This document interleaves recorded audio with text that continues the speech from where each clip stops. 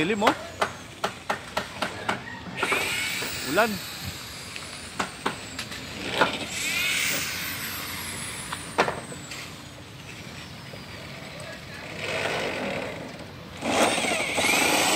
Ha? Oy, may delivery ata. Delivery ba yun? Tingnan mo. Ah.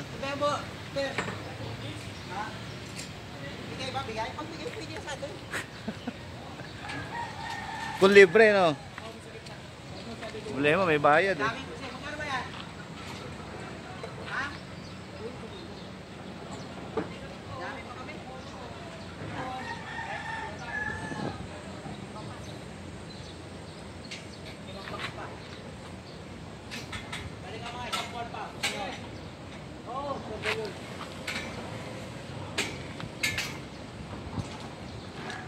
Huwag kayong bibili sa ganyan.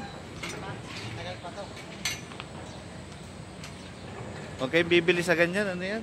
Peke. Peke. Wala sa quality. Oo, wala.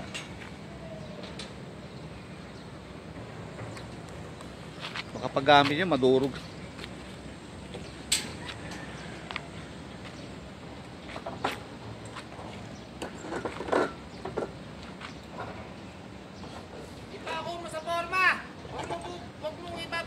Yeah. Walang labo nun ah. Wag mo ako sigawan, di ako bukbog. Hindi, malayo kasi sila. Baka hindi sila magkaintindihan eh. Ayaw, hindi naririnig. O, tali mo. Ipaon mo ng konti ng kalabaw na yan. Para hindi na gumalaw eh. Tatigas ang pukote mo itong bata na to. Ewan ko sa inyong dalawa, ang gugulo nyo.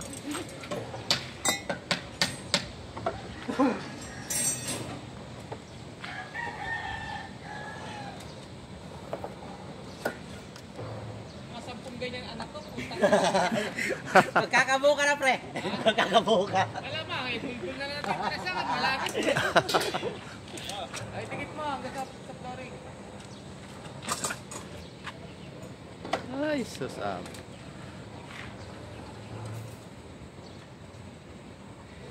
Ganda panahon na yan.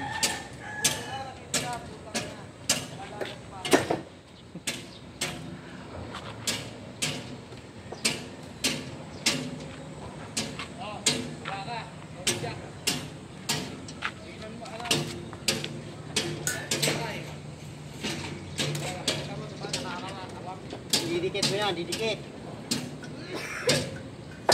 Yan ang tamang timpla.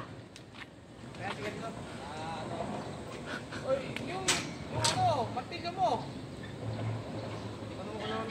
Pinaknon. Kakamayin na lang yan.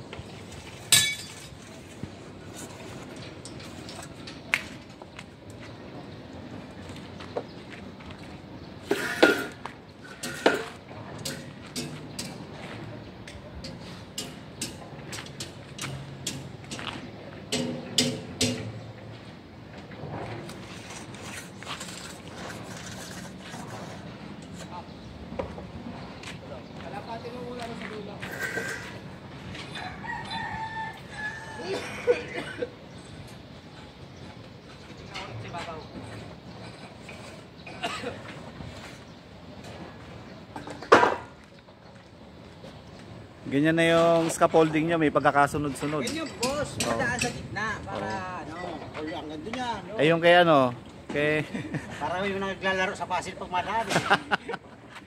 parang basta na lang yung nilagay. Saan kami pumupunta eh? Yung mga bataan niya kasing naglagay nun eh. Kaya mas sabi namin, itong gitna na to sasalo sa biga. Ito naman sasalo sa sahig. Ah. Lagyan ng sawing jack yan. Oo. Yan. Bilaan.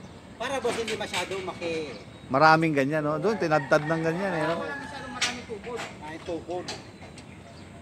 Kaya kamo yan, dadalhin na yan. Lahat ng pagganito, dala niya. Tapos yung kapila, dala rin. Parang pag, ito wala pa dito, sige lagyan natin dito. Dito wala pa, lagyan natin ulit dito. Wala sa real, sa preparasyon ba?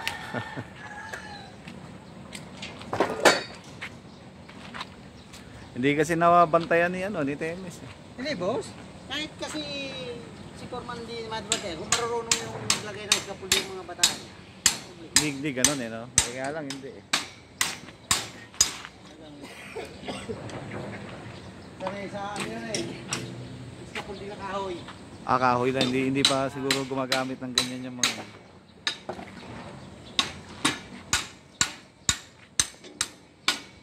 Lalapakin mo lang yan, boy.